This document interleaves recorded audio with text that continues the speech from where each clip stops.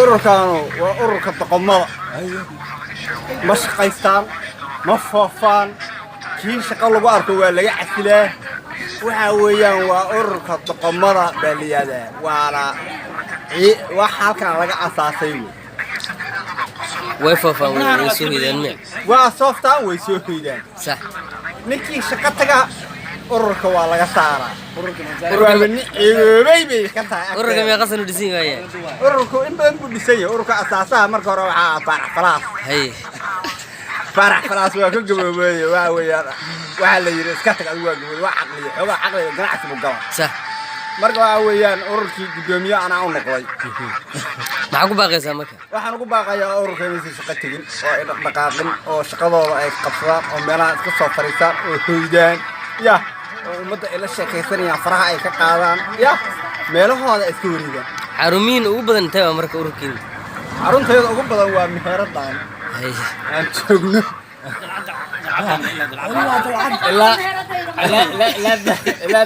لا دبق حمري ururka doqomada intaasaan dhoobanna rag iyo dumar leedin rag iyo dumarba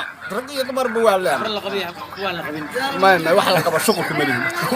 wax la qabo shuqulku qofka duu guursado aqliga waa ka baxay waa aqli ururka waa ka baxay qofku wuxuu ciro iyo wuxuu adba kaliya ugu xisaabtamo xubnaha kale ururka yaa kamid ah xubnaha ururka waxa kamid ah odaga maxamuud ah kamid ah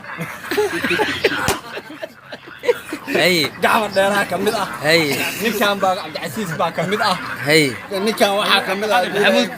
محمود تبليقة هاي ما قرأت وحا ويا أوركو فربدين سومالي إنه كده سي مية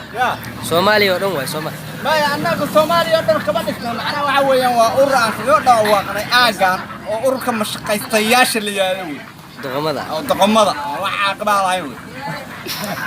dadka jecelna dadku soo biiraan maxalada aad baan soo dhaweeyay shuruudaha laga rabo maxaa kamid ah shuruudaha waxa weeye qofka lambar 1 horta waa inuu shaqaysan koo lambar 2 waa inuu ciyaalkiisa canjeerada ka hor cunaa lambar 3 waa inuu ku dilaa islaanta cunada ya anna maxaan ugu karin weey ay lambar 4 ya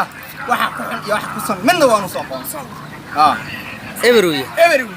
هي انت ديري ولا يمادو وانا عقلي ururka laga saaray way aad ma santahay